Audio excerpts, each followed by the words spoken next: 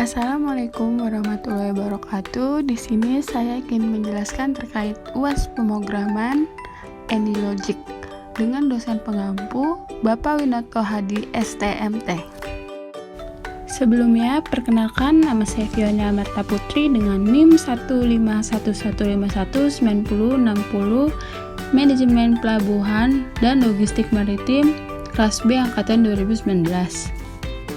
Di sini dapat dijelaskan bahwa stasiun PJ melayani stasiun Bekasi sampai dengan stasiun Senen. Berikut hal-hal yang diperhatikan dalam observasi proses layanan penumpang. 1. Lokasi penerimaan yang tidak punya kartu dan tapping saldo berjumlah 2 unit. Tingkat kedatangan penumpang yang tidak punya kartu dan tidak punya saldo terdistribusi normal dengan rata-rata 2 menit dan standar deviasi 1,8 menit. Tingkat kedatangan penumpang yang tidak punya saldo terdistribusi 1,5, tingkat SLA dalam kurung layanan.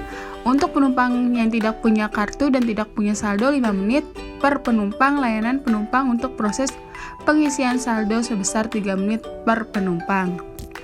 Kedua, penumpang yang telah mempunyai kartu dan mempunyai saldo langsung menuju mesin tapping masuk. Mesin tapping masuk berjumlah 4 unit. Tingkat kedatangan penumpang keseluruhan dari poin 1 dan kedatangan penumpang poin 2 terdistribusi eksponensial dengan rata-rata 2,5 menit. Layanan di masing-masing tapping rata-rata 1 menit. 3. Diasumsikan bahwa semua penumpang yang datang ke stasiun PJ menuju arah Bekasi, tingkat kedatangan kereta terdistribusi eksponensialnya sebesar 5 menit. Berikut ini adalah 5 soal yang harus disimulasikan pada aplikasi atau program sistem AnyLogic. Yang pertama, berapa jumlah penumpang yang dilayani di loket 1 dan 2, mesin tapping 1, 2, 3, dan 4. Yang kedua, berapa proses waktu layanan di loket 1, 2, dan di mesin tapping 1, 2, 3, dan 4. Yang ketiga, berapa rata-rata waktu menunggu di loket 1, 2, dan di mesin tapping 1, 2, 3, dan 4. Yang keempat, berapa waktu menunggu kereta. Yang kelima, berapa jumlah penumpang yang naik ke kereta selama 4 jam. Berikut ini adalah software AnyLogic yang sudah saya buat. Selanjutnya, dalam ruang kerja teknologi atau software AnyLogic terdapat source. Source adalah blok ini biasanya merupakan titik awal dari flowchart proses untuk membuat agen dengan animasi khusus atau atribut khusus. Buat jenis agen khusus dan tentukan nama di properti agen baru dari blok. Yang kedua ada queue, artinya penyangga. Agen yang menunggu untuk diterima oleh blok berikutnya di bagian alur. Kapasitas antrian dapat diubah secara dinamis. Jika antrian penuh, agen baru kemudian dapat menyebabkan agen terakhir terlempar keluar dari antrian melalui port out, preempted, atau dapat dengan sendirinya langsung melanjutkan ke sana jika prioritasnya lebih rendah atau sama dengan prioritas agen terakhir. Yang ketiga ada loket 1, yaitu penundaan agen untuk jangka waktu tertentu.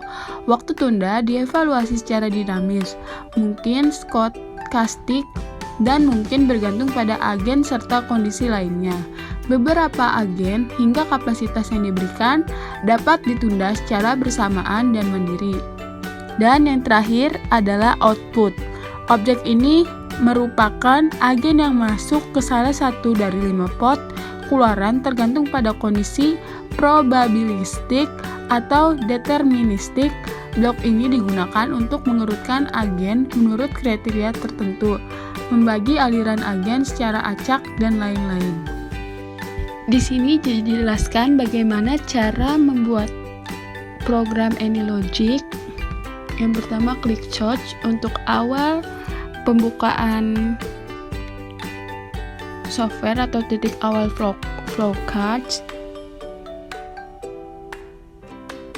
Tentukan propertiesnya seperti apa dari blok yang akan dibuat.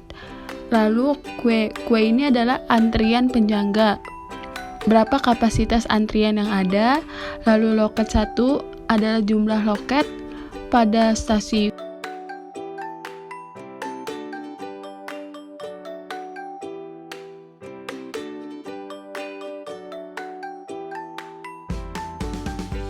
Merupakan select output 5. Objek ini menentukan agen yang masuk ke salah satu dari 5 port. Keluaran tergantung pada kondisi probabilistik dan deterministik. Blok ini digunakan untuk mengurutkan agen masuk kriteria tertentu, membagi aliran agen secara beracak.